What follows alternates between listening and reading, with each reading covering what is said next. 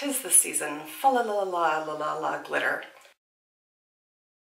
I had a really bad day on Thursday. It was one of those days where I just felt like I was not meeting the mark. I felt like I was failing as a mom, failing as a wife, as a friend, as professional, as everything. Like I just felt like I had too many plates spinning and they were all gonna come crashing down.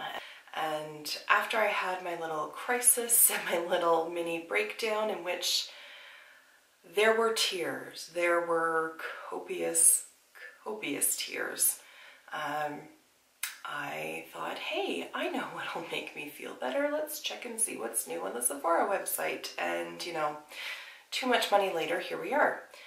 But happy tales, Canada Post delivers on Sundays. I'm guessing that must just be like a holiday season thing. I'm not sure, but I'm not going to question it because I got a Sephora box today. Sounds good to me. So in it was the new palette from Tarte. This is the Foil Finger Paints Shadow Palette. It is just released, it is limited edition, and it's online only. It retails for $52 Canadian or $39 US, and like I said, it is limited editions. First of all, let's talk about the packaging because it's beautiful. You get your packaging here, random little sparkles and little turquoise stones. Now when I saw it online, I thought that these would all be contained underneath like a sheet of acrylic or something like that so that you couldn't actually feel them. And I'm not sure if the camera will be able to pick it up. I guess maybe. You can see that they are actually raised stones. So you can feel it. It is quite gritty. They seem to be on there very securely, like there are no missing spots, so it doesn't appear that anything has fallen off. However, on the Sephora website it says that, let me read it directly to you, the compact adds aquatic allure to your makeup bag. Well, this is one just by the nature of the packaging that I don't think I would recommend throwing into a bag or even really traveling with, and we'll get into that as well. But I think the less it bumps around, the longer this is going to remain looking pretty. But this is definitely like shelf worthy because it is quite beautiful and unique. So what are you getting inside of this? You are getting 5 colors basically. So you're getting 3 foiled shadows here, and then you're getting 2 sparkly toppers. They're marketed as being toppers, or you can wear them alone, and they are what they consider to be transformers. In terms of the colors, they are very cohesive. So you have like a champagne color, a burgundy, and then a bronze here, and then like I said, you have an iridescent and silver over here. So as I said earlier, I wouldn't necessarily recommend this for traveling, and because of the limited number of colors in here, it's just not a practical travel piece, but I think it's going to make a beautiful addition to your eyeshadows.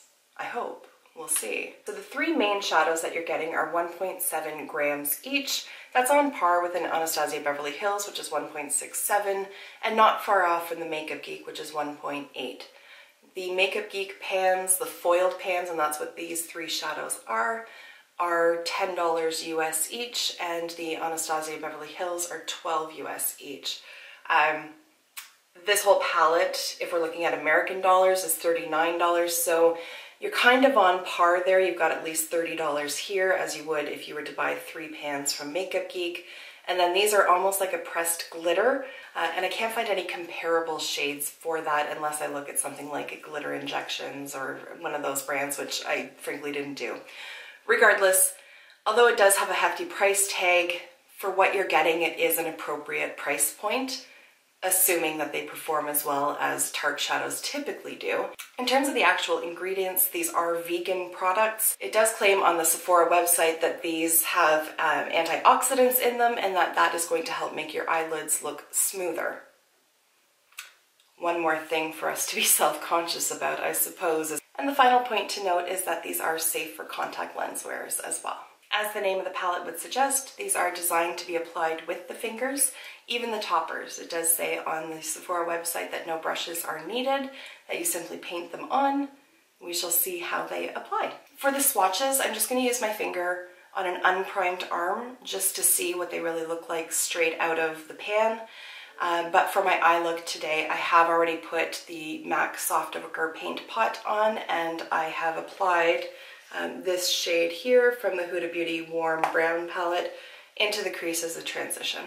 These are very soft and buttery feeling. We have Gold Coast, Sailor's Delight, and Sea Glass. These are the 3 foiled shadows. One day I'll learn how to do swatches properly.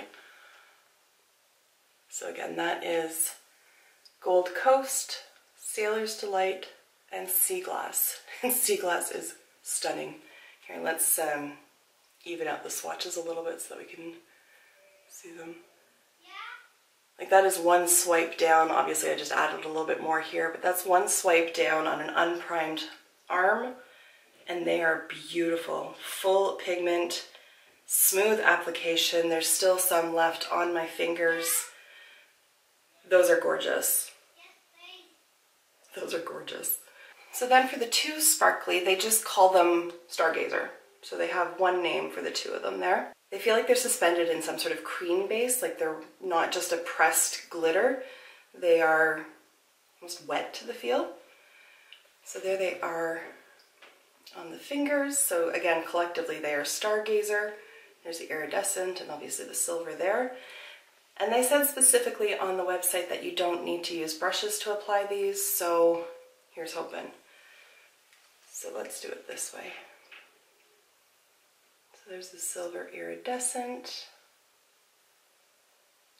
Or sorry, that's the iridescent, and obviously here's the silver.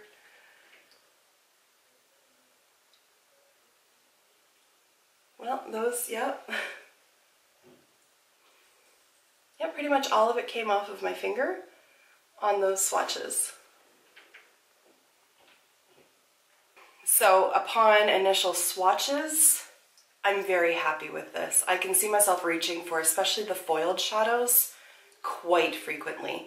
So I'm gonna put something on my eyeball. I don't think I'm gonna use all 3 because I think it's gonna get messy if I try to use all of them, and I don't really think that this is designed to get an entire eye look out of. So yeah. All right, so obviously I've got one eye done. I'm gonna recreate it over here for you guys.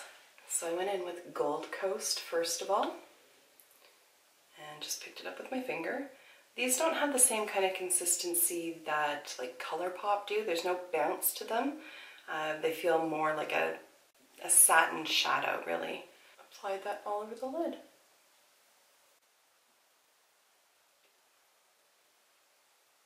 Like there's no skipping of them, there's no patchiness, and there's no fallout.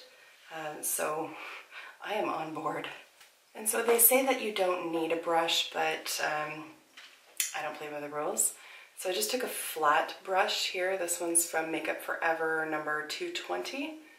And I just dipped into the bronze shade here, which is Sea Glass. And just sort of patted it on the outer corner, and then dragged it towards the center of my lid.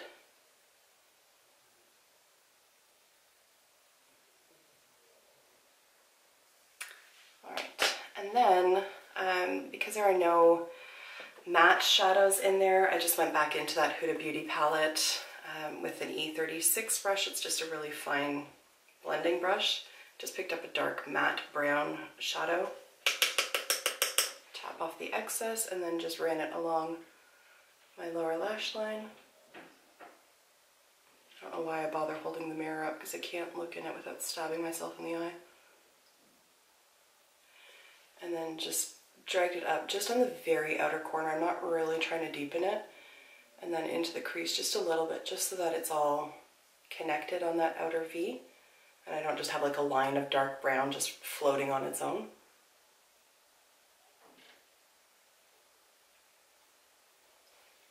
That's it for shadow, really.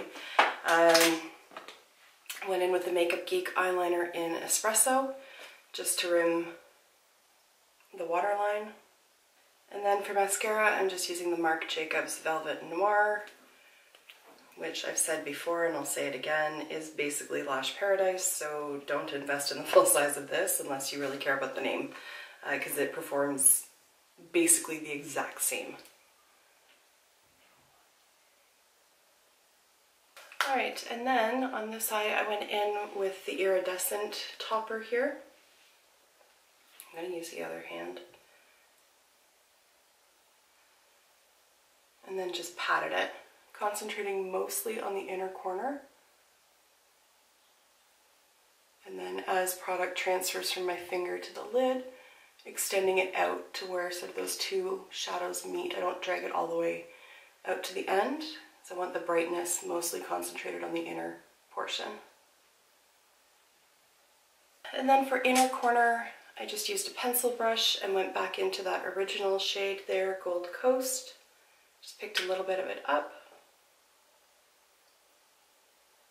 And it just gives a little bit more concentration in the inner corner. And then with what's just left on the brush, I just kind of did a very, very light brow bone highlight. So that is the finished eyeshadow look, and I'm going to go about my evening. I will check back in later. We'll see if it's transferred, we'll see if it's creased, if it's flaked off, if the glitter is now living on my cheeks, all that good stuff, and I will give you my final thoughts on it then. Well, crap. I guess doing an up close would help you actually see how the shadows perform. My bad. So there it is.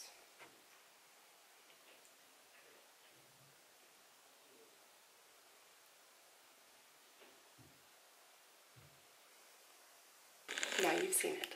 Now I can go. Bye for now. So it has now been 7 hours since I applied my eyeshadow. I've gone and seen Justice League, which was a lot of fun, and the earrings have come out because they became very heavy over time. So let's go ahead and zoom in and we'll take a look at what we're dealing with 7 hours later. And I can see that there is definitely creasing going on. I'm just going to use a brush. I need visual aids. So there is creasing going on right here, and as I would expect on my left eye, there are 2 lines of creases, because when I open it, if you can see, there are 2, let's see if I can get it to show, there are 2 lines right there where I crease, whereas on this side I've only got 1, so thank you asymmetry, that's awesome. Still really glittery, and the shadows itself, I mean, it's sort of kind of fallen down a little bit, it looks like there's darker up here, and that Gold Coast shadow appears to only be on the lower portion of my lids now.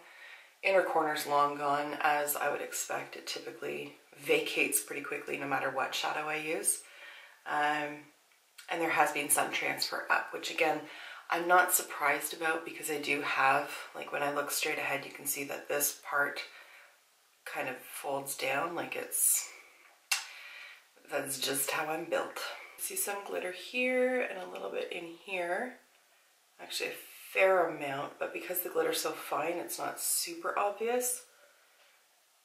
And oddly enough, there's very little on this side, although it has kind of moved down to the lower portion of my eyes there. So on the whole, when I'm looking at it, I mean, it's performed pretty well to expectation. In terms of fallout, it's exceeded the expectations that I had. Almost any time I wear glitter, it just sort of rains down on my cheeks throughout the day, and then it's just sort of stuck there. And with the eyes open, it could be a lot worse. It could be a lot worse. It's not like a ringing endorsement, but it's true. It could be a lot worse. I think it could be better. I'm not ready to throw in the towel on these yet. Throw in the towel? Yeah, that's a saying, right? It's a stupid saying, but it's a saying. But yeah, I think if I leave the base a little bit tackier, that might help. I'll give it a try and see. But I will continue to reach for it, and I'm going to play around with the application of it to see what makes it the happiest and what really adds to the longevity of the shadows. But, I mean, it is still glittery. It is still metallic looking, and you can see sort of the darker on the outside and it's still lighter on the inside. So 7 hours out, that's really not that bad. I am happy with it. It's not going to be put on my return to Sephora list anytime soon. I can see this being very much a palette that I would reach for during the work week. Just a one and done, like swipe it across the lid, throw on some mascara, and out the door I go. So do I think that you need it? No. The shades aren't so unique that you can't find them in other palettes, so it really depends on what you want and what texture of shadows you want, that kind of thing. Or if you are a collector and the packaging really speaks to you, that might be a reason. It's going to be individual for every person. So that's going to wrap this video up for today, guys. Thank you for taking the time to watch, and I will see you in my next video. Until then, just be a decent human being. Bye for now, guys. This is an ophthalmologically, holy crap. Let's just skip over that word. So, going back to the colors. No, let's just do the fucking... They look like boobs. Okay, moving right along.